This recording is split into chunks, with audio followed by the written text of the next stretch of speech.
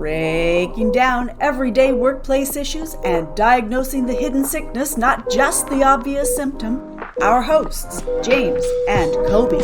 Did we lose a patient? No, that's just my lunch. Hey, thanks for joining us. I'm Kobe, he's James, and let's get started with a question. How damaging is nepotism in the workplace? All right. Before I jump into my answer, I'm going to give a little bit of a disclaimer that this is actually an argument Kobe and I have been having for a few days. So we decided what better place to try to work this out than to just press record and start arguing. So I'm of the general opinion that nepotism is bad. It is damaging to the workplace for a number of reasons. And yes, there are situations where nepotism is probably reasonably okay, but the risk that you run as a leader, as a company in showing nepotism, in hiring family members, the perception of inequality and fairness, I believe that nepotism is not worth the risk that it runs in damaging the productivity and the retention of employees. Okay, I think that's a fair point. I mean, and I think that there's definitely a lot in your position. My opinion, well, first of all, I'm not going to say that my opinion is the absolute opposite. I'm not going to say that I'm affirmative. Nepotism is great. Everyone go out there and nepotize your way to success. My position is really more that nepotism is complex, and it's almost like so broad of a term that it's almost like it scoops up a lot of very positive things and paints everything in a negative light. But one thing I want to also kind of clarify for those listening, because again, this has been a bit of a low-key back and forth between James and I for a few days now. Just some terms we might drop. The first one, we should just define nepotism, which is the act of granting advantage, privilege, or position to relatives or friends in a job.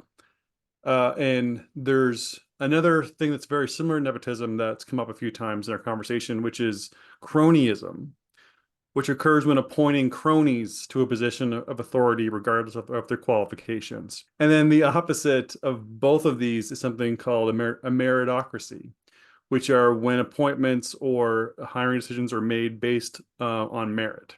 Yeah. So just if we drop those terms, that's where they kind of come from.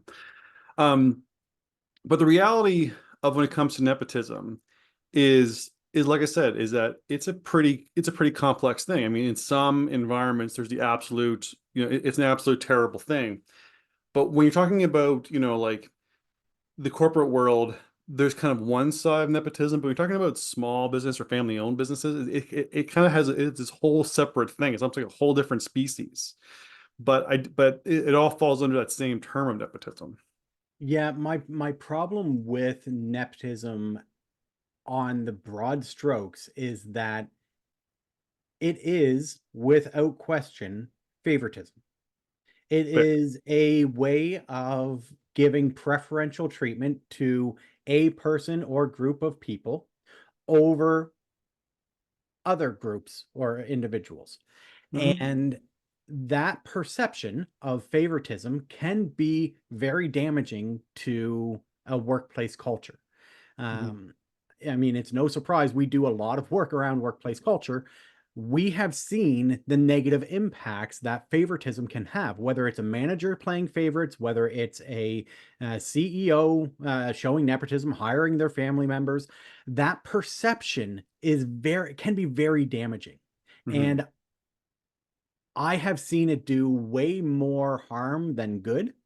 Yeah. And I think one of the caveats that we have to put in here is that when we're talking about perception, we're talking about the impact that it has on workplace culture. We also need to talk about job satisfaction or job dissatisfaction, because those two elements, dissatisfaction or satisfaction, have a direct impact on how much of a problem nepotism is going to be. For instance, if people are broadly unsatisfied with their work, if there are factors of the workplace that are continuously causing them frustrations, or people are unsatisfied in general, and you drop nepotism into place or favoritism of any form, it gives people a very tangible and very easily identified piece to point to and say, that's wrong. I'm angry about that. And I'm going to, for lack of a better term, bitch and moan about the problems that come from that.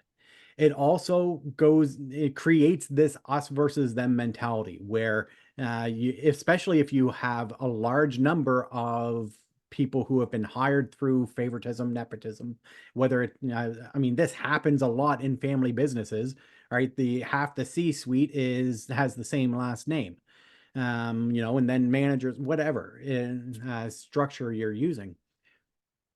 It creates a very divisive and easily identifiable division between the in-group, the family, and everyone else. No, and you're definitely right about the connection to favoritism. And I mean, and favoritism is probably one of the biggest things that we see come up a lot when we're doing a lot of workplace investigations where our diagnostic tools identify high levels of job dissatisfaction. Like, I mean, even as something like, and you're right, when there's nepotism in the workplace, that is the scapegoat, and that is the first thing people talk about. Like I remember like, one thing that kind of came up a little while ago, that some of the frontline employees felt that we're very upset because some staff get to leave and get their kids from school early when there's half days or whatever like that, and where they didn't have school age kids, and some of the people that did it were relatives of managers. So it was instantly, it's just because it's their niece, it's just because it's their cousin, that's the only reason why they have this advantage over me. I would have never gotten a chance to do that. And I mean, where the reality was, yes, there was a niece, yes, there was a cousin, but they were amongst a bunch of young parent employees that were given this. But also the job responsibilities allowed them to do that. But again, like going back, like it's something so tangible that people can point to and will point to and blame a lot of things on that. Just it causes so many frustrations. Yeah. And this is one thing that is, to me, feeds a bit more into it's complex, because the thing is that it's really about the perception versus reality. A big portion of the villainization of nepotism is more about people's perceptions or people's assumptions rather than the actual reality of it. Because for every terribly what's the word for it, I guess, entitled person that's hired because daddy got them a job, there are people who have are almost embarrassed they got hired by family and are really in it for the work and are some of the best employees, partially because they have a similar work ethic to those in management or this or that. So I mean, part of the thing that I feel, in my opinion, about it's complex, and we can't just paint it with a negative brush all the time, is the idea of that perception versus reality. The perception is always anything inequitable happens, well, it's because they're related. But that glosses over the fact that they might be staying late, or that they might have, or they might have really earned that position, or they could be the top performing employee, but they're being held back because they can't be promoted again without kind of an uprising, even though they more than deserve it.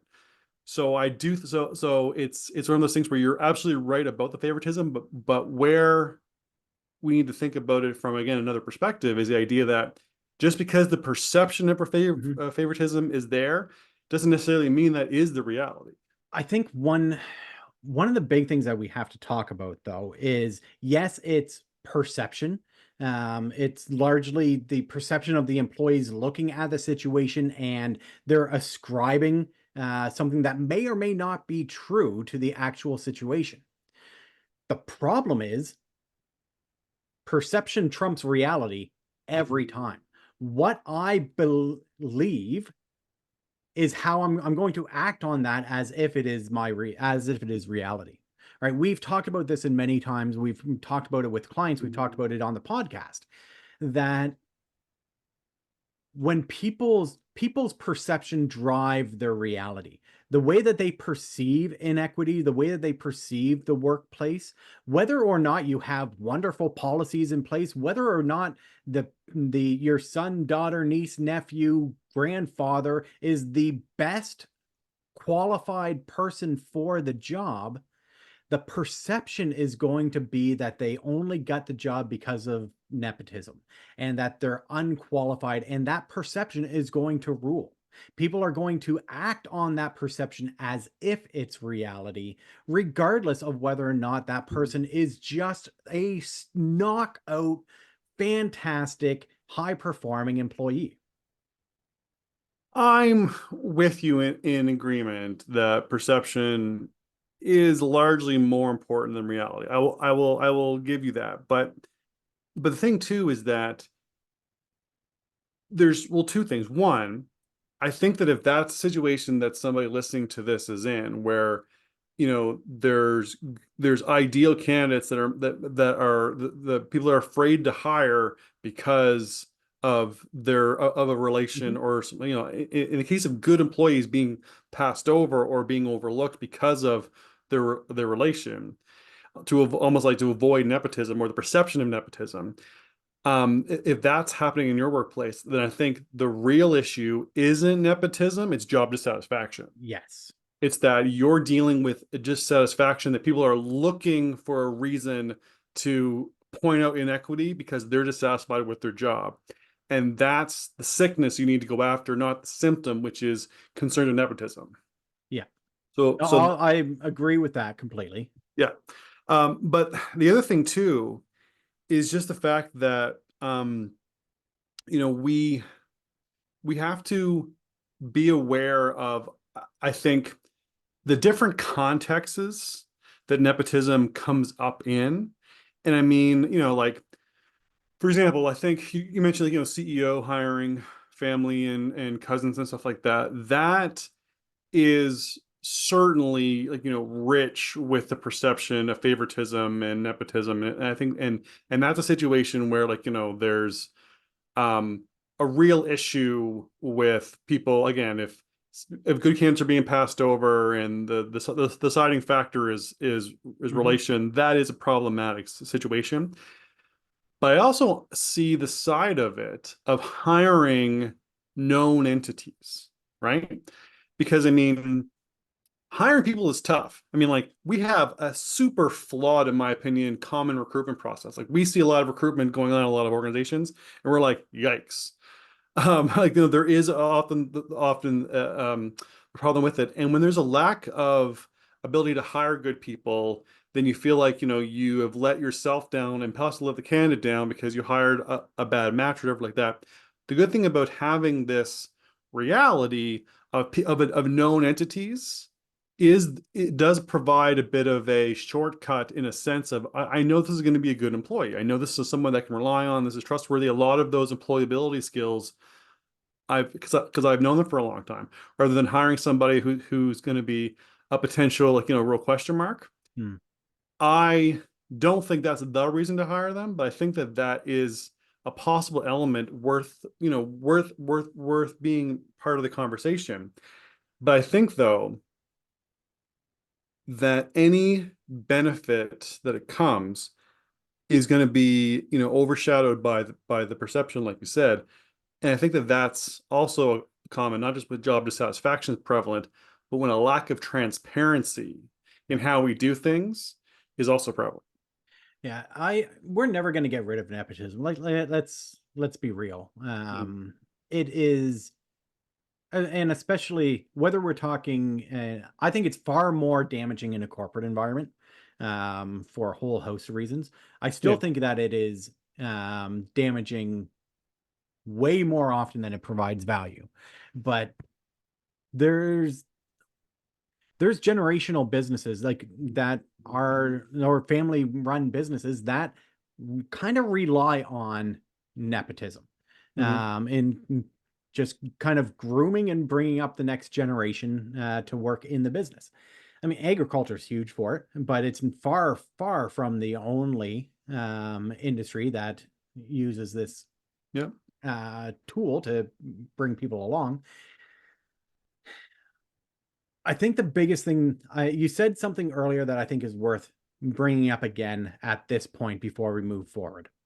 And that's the idea of entitlement. Hmm. Because if you have someone in a position where you've hired your nephew into a position and they use the "do you know who my father is, or you know who my uncle is" type of argument, Yeah. one, you just want to punch them in the face because that's a instant rage. Don't do that though. Please don't do that. Uh, Say that or punch people. Either, Okay. both. Don't punch people in the workplace. Bad. Always bad. Always bad. All right. Yeah. That's one stance I can take. Okay. Um, I will agree with you on that one. but it's the idea of there are there are people who work their tails off to try to dispel the stigma around nepotism. And Mhm. unfortunately, there are those who lean into it, put their feet up, and just collect a paycheck and use it as an excuse to do nothing. I think you're definitely right about there is this like image that I think a lot of people have when they hear the term nepotism of the like sweater vest wearing, private school educated, never, born on third base, think they invented the game of baseball kind of person that sits back with their feet up, collecting an outrageous salary while they spend the day playing on their phone and saying, "Do you know who my dad is?"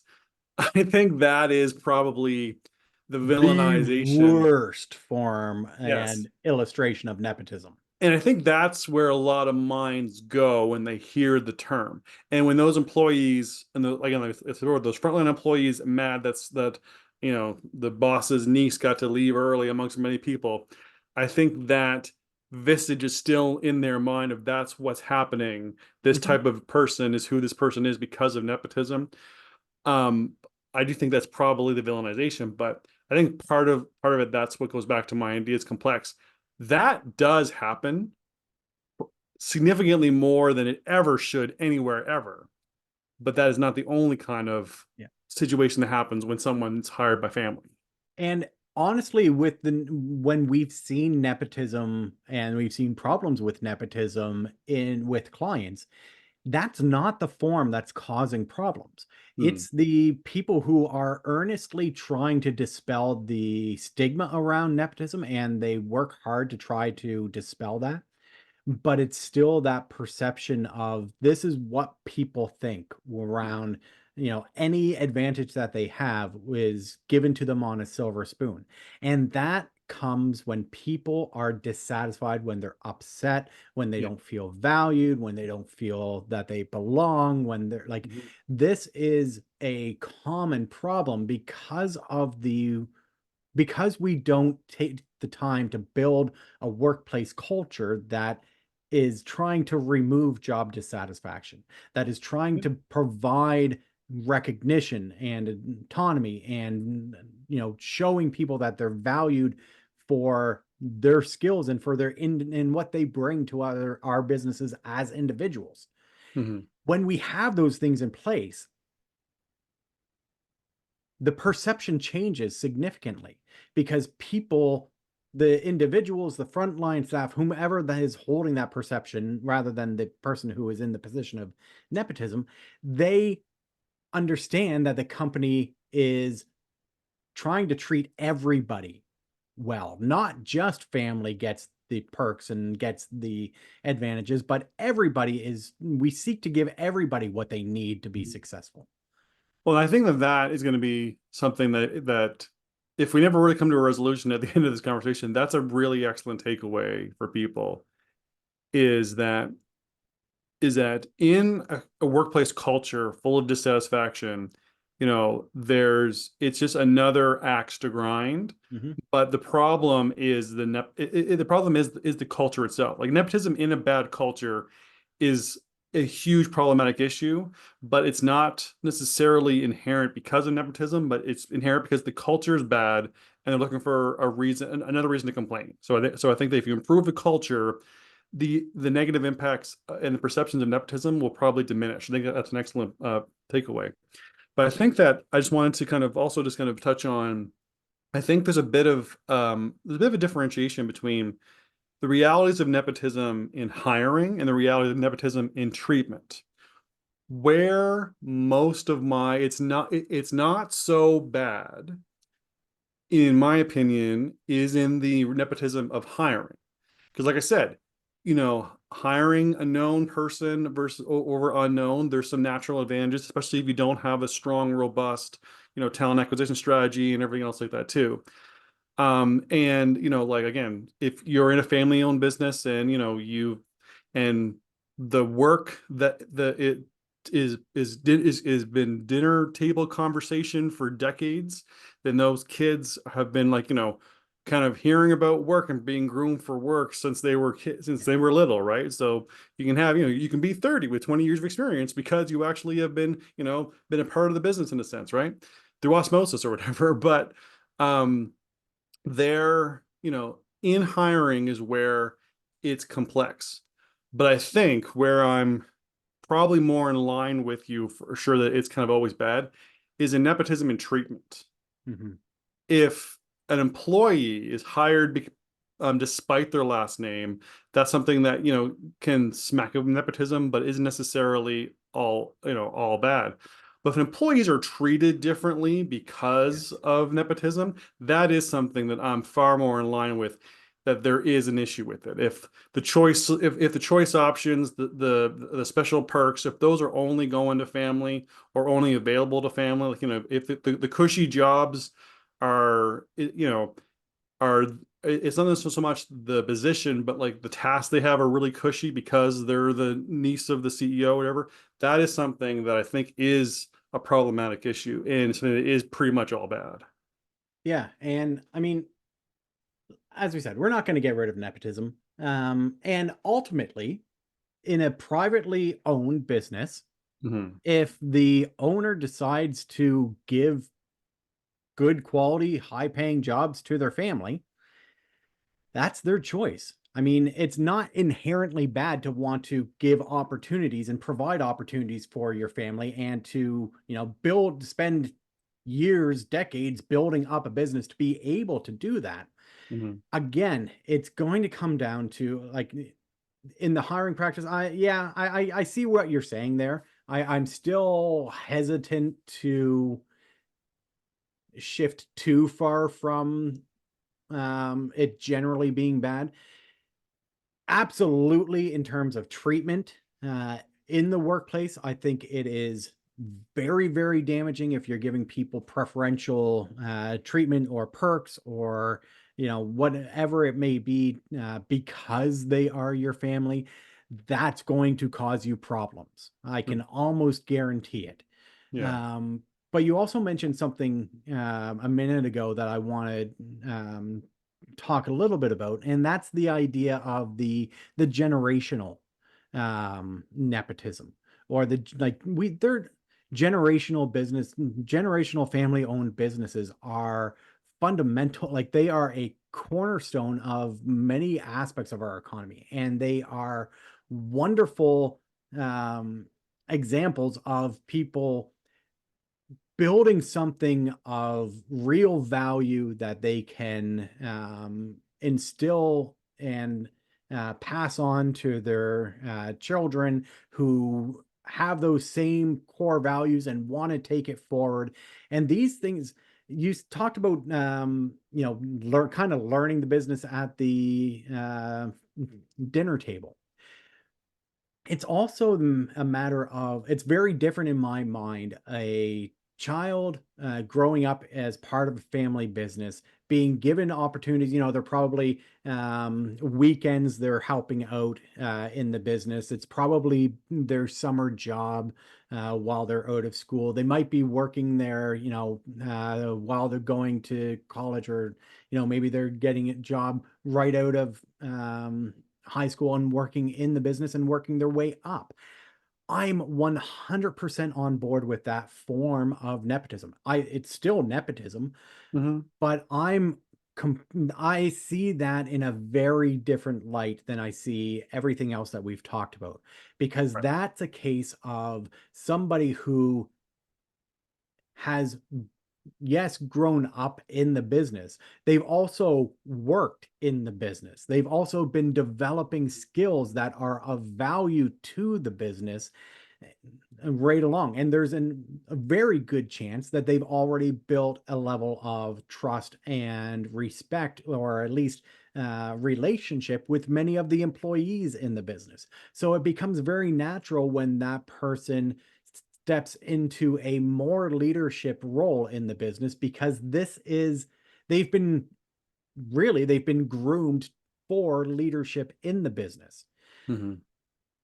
That type of career transition, I think, is healthy. I think it is great. It's a wonderful opportunity to be able to provide that as a business owner to, or as a parent to your child, because it gives them real valued skills that they can build. And anyways, Mhm.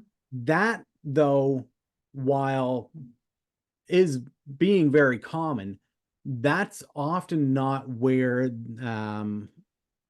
the problems stem from, unless that kid ends up being completely entitled and they make that statement and you want to punch them in the face. I got to stop bringing that up. Well, the thing too, that I do think that that's actually a really good point. The motives of the person in the position of authority to hire them, right? Because I mean, if it is, the dad passing the reins to one of the children, or to a niece or nephew, that is something that is might have been the plan all along, and a long-term grooming. It's probably been very, very transparent, right? Yeah. Whereas the CEO wanting to takes over a new company and wants to bring in their own people, and kind of use that cronyism to kind of have a bunch of yes people, or kind of push out the old guard, or push out the people that the way the company had been run, because they want to run it differently. For better or for worse, that's still cronyism, right? Yeah. But the idea of why is it that they're doing this? Are they doing this? I think I think of this transparency around the hire, and maybe this is some advice for small businesses, or any business that is struggling with the realities of nepotism, when they're putting when they're choosing people to take over certain roles, is maybe there needs to be a bit more transparency when you're hiring somebody who's a relation than a regular employee. Like, again, are you hiring your daughter to right out of school to give her a choice high level position because she's your daughter and you want to take care of her at the expense of the business? Or has this been a person that has been groomed since they were a kid to kind of develop these skills? Maybe they cut their teeth and earn their bones somewhere else, Mhm. and now they're bringing all these years of experience plus all these new ideas to kind of take the business to the next level. I think that the level of transparency really has a lot to do with the realities and the perception of nepotism and hiring. Because like I mean, if we are looking at cronyism, it is still bad. That's largely bad, and it's something that But I think that if we're transparent about why we're doing it, Yeah. it takes the Well, sting. intent absolutely matters, and I'm with you that nine times out of 10, cronyism is bad. You used the example of a CEO coming in and cleaning house and bringing in their own team. I understand that mentality though. I understand if I'm going into a situation where the responsibilities are on my shoulders to to right this ship, so to speak. I'm going to look for people that I know, that ideally people that I've worked with in the past, Yeah. and people that I know I can trust to um, work alongside me. Mm-hmm. It's still cronyism, Yeah, that's true. 100%. Yeah. Um, but again, well, it's intent, right? Is my Yeah. intent to do the best job possible by bringing in the best people possible and a team that I know I can rely on? Or is my intent to milk my position and give my friends really great paying, high, cushy jobs? Yeah. Yeah. No, no. Right. From the outside, it looks the exact same. Yeah. And we can't, it's very, very difficult to accurately ascribe intent to somebody's actions. True. I think though that there's and you know what, and you're right. I mean, like, I think that it's especially if you're trying if you're being brought into an organization to do a complete 180. Again, I've worked interim leadership positions and I've walked in and being like, whew, there are some people that need to go and we need to fill some talent gaps now. Yeah. And I and I would say that, it is a much faster process to hire people that that you've worked with before, that that you can rely on and trust.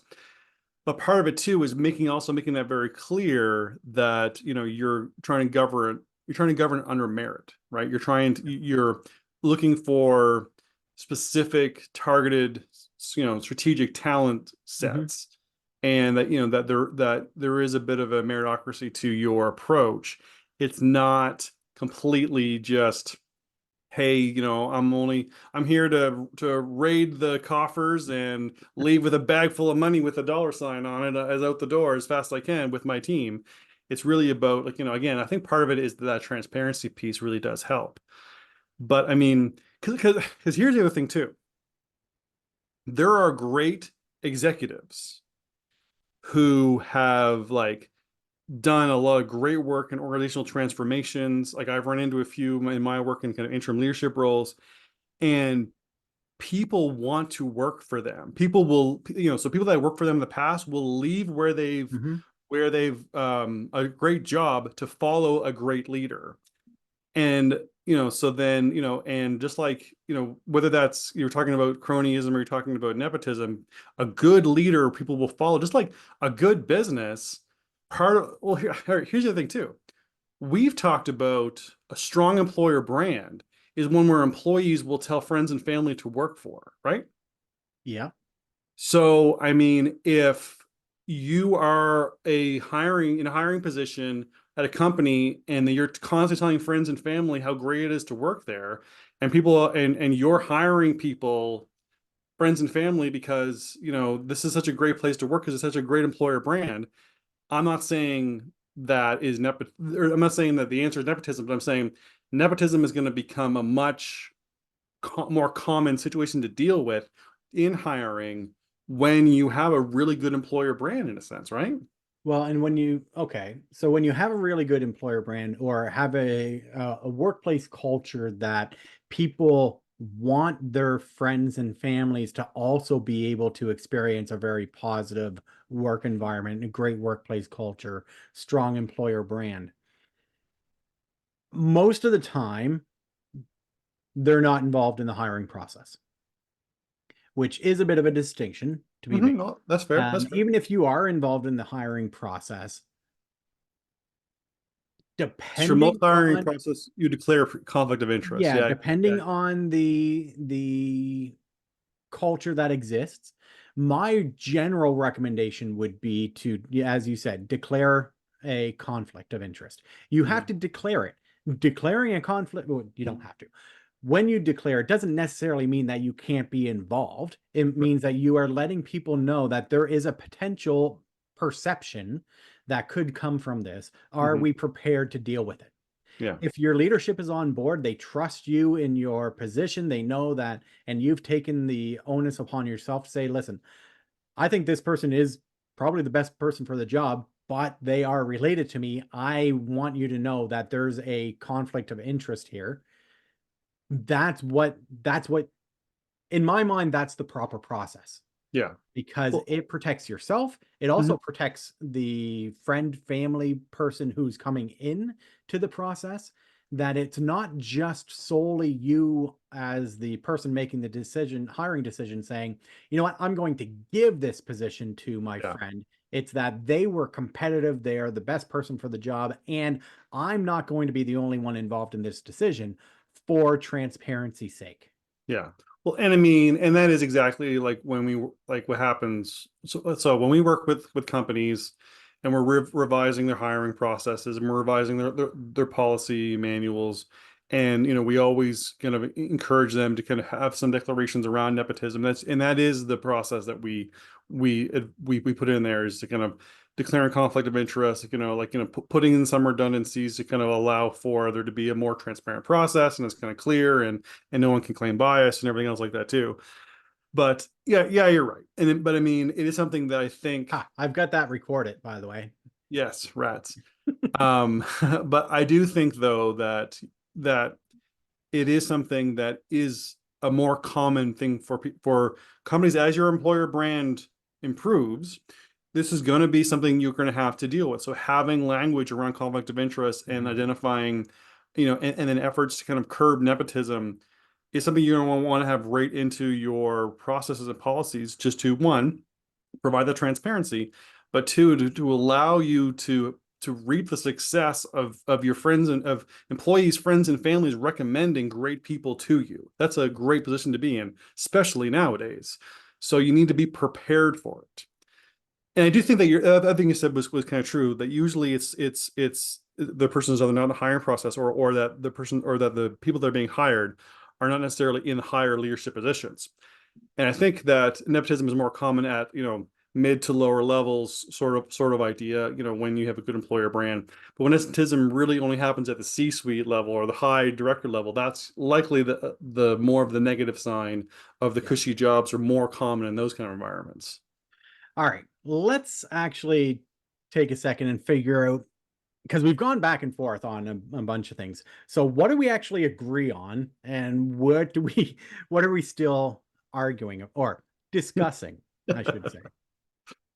Well, I will admit that you've made some good points around, again, kind of the idea of the nepotism in treatment is something that pretty much is always bad. I mean, like, there is an idea of, like, it's really hard to think of anything that's not damaging when some people are treated better or provided more Yeah. for people because of their relation. I think that I'm inclined to agree with you that it's always damaging. It's pretty much always bad. Um, the cronyism part is something that, I think we're in agreement on that too, that there are situations where people, because of the merit of their skills and experience, it's good to kind of bring in people Mhm. that are aligned with the executive trying to, like, rebuild a team when they kind of have to clean house. But it's a very small situation where that's beneficial, where And largely it's not the norm, yeah. and yeah, it's kind of the exception that proves the rule, though, right? Yeah. Yep, that's fair. Yep. Yeah, and I think that I get the feeling you've started to agree with me that it's actually nepotism is a bit more complex than being kind of mostly almost always bad. Yeah, it is a complex issue, because when I think one of the things that came out in this conversation specifically for me is the issue of intent. Hmm. And when you start trying to figure out, intent is complex. Um, the whole issue around how do we actually ascribe intent to people's actions, we can't do that. We can't ever really know. And the intent if the intent is good, like we talked about with especially with the generational business, or the wanting to kind of raise up the next generation of leaders, that's a really good intention. And yes, nepotism it clearly falls within the nepotism bucket, but it's not really that bad. Yeah. I'll give you that. All right. And I think we're both in agreement that often the complaints of nepotism are more of the symptoms Yeah. of a workplace or workplace culture that is most likely dealing with high levels of job dissatisfaction. And it's just a big thing to complain about, but it's actually probably not the root cause, where the dissatisfaction is probably the root cause. Yeah. And 100%. transparency is probably an excellent thing to incorporate when you're trying to actually, be upfront about why someone's hired, why stuff's happening, and almost like it might be better to err on the side of over communicating just to make sure that you're being that much more transparent, right? Yeah, But, especially the higher authority level that the mhm, position has. yeah, yeah. And I think that too, like, because we kind of talked about two different kinds of nepotism in little ways, or two different kind of situations. I suppose like one nepotism, but two different situations. There's a huge difference between hiring someone who's going to be a value added employee, a good person with the skills and maybe that's been groomed for the position, versus hiring somebody that's totally entitled and they're there to sponge off the company. Yeah. Are you hiring a person or a parasite? Yeah, yeah, that's actually probably a pretty good distinction there too. Is that person there to be a good employee, or they being there just to be a parasite? Because let's face it, there are some, and it's not only nepotism that ends with that. There are some people who just end up being parasites. Absolutely. Well, I mean, But that's an entirely other podcast episode or two. right. But you're right. But I mean, a toxic hire, it's a toxic hire, right? 100%. But I do think, though, that I think that if we had to kind of position, again, the two different types of people, I think that it's probably around the idea of like the entitled type of nepotism. Yeah. And almost like the ones that are like, that are almost like low key downplaying, almost like they have to work, like you said before, work kind of against and make up for the fact that they were hired because of nepotism. There was more of a humility and a humbleness to Yeah. it. It's almost like they don't want to, like, it's like if the entitled is, do you know what my last name is one of the entitled, whereas the, oh no, you actually know what my last name is for the, Can is I for go the, by my yeah, right? yeah, Like just my mother's maiden name. yeah. But I kind of think it's like, I think that a good way to think about it is almost how they use it, or almost how the nepotism is been beneficial. Because, like I said, the entitled one is using the name and using everything kind of like to protect themselves, whereas the more humble one is really about, like, trying to say, well, there's a lot of benefit that I can, like, I can make stronger relationships faster because, like, people have known me for longer, or I can, like, there's a bit of that, we have a similar work ethic, so it's almost like there's more of the ability to be more reliable and trustworthy because you're hiring a known entity. So I mean, you might even want to, like, I guess, position it kind of like the entitled use of nepotism. They use it as a shield from accountability, Mm-hmm. whereas the humble use nepotism as like a sword, I suppose, like to strike more reliably and more consistently in the way that they do their job. So I do think that there's different ways that nepotism is used. And, so again, adding to the complexity of it is that there's different ways that, are you hiring an employee? Are you hiring a parasite? The idea that, are you hiring, like someone that's humble despite the relation, or someone that's entitled and the only value they have is their last name, right? Okay, I'm not Yeah, sure with this. We may still argue about this for the next few days, probably. but I Yep. think we're good for the podcast. Yeah. Hopefully, there's something of value here, because unfortunately, a lot of people are dealing with the stress that comes with nepotism. Yeah. Whether you are in HR, whether you are an executive or a business owner, I still believe there are a lot of negative aspects to it. I grudgingly admit that Kobe has some valid points, um, Recorded. especially around intent in the way that nepotism is wielded. Yeah. So I think that I don't think I need to do any kind of summary, because I think that we kind of summarized kind of pretty well near at the end. But I do think that, yeah, this is something that is, especially while we're in the situation where so many businesses are struggling with recruitment, that nepotism is probably something they need to be prepared for, either to prepare for a stronger employer brand, or just the reality of, like, hiring different people that they might not have thought of before, but being prepared for it. But also realizing that if the nepotism bell is constantly being rung, or there's always this low key complaint about it, it might be more about job dissatisfaction than actually about nepotism itself. Yeah, I mean, at the end of the day, it's just a tool that you can use. You need to be aware of the consequences of wielding that particular tool, but Yeah, whether you're wielding a shield or a sword, there's consequences from both. No, that's good. Okay, so that about does it for us. For a full archive of the podcast and access to the video version hosted on our YouTube channel, visit roman3.ca/podcast. Thanks for joining us. For more information on topics like these, don't forget to visit us at roman3.ca. Side effects of this podcast may include improved retention, high productivity, increased market share, employees breaking out in spontaneous dance, dry mouth, aversion to the sound of James's voice, desire to find a better podcast.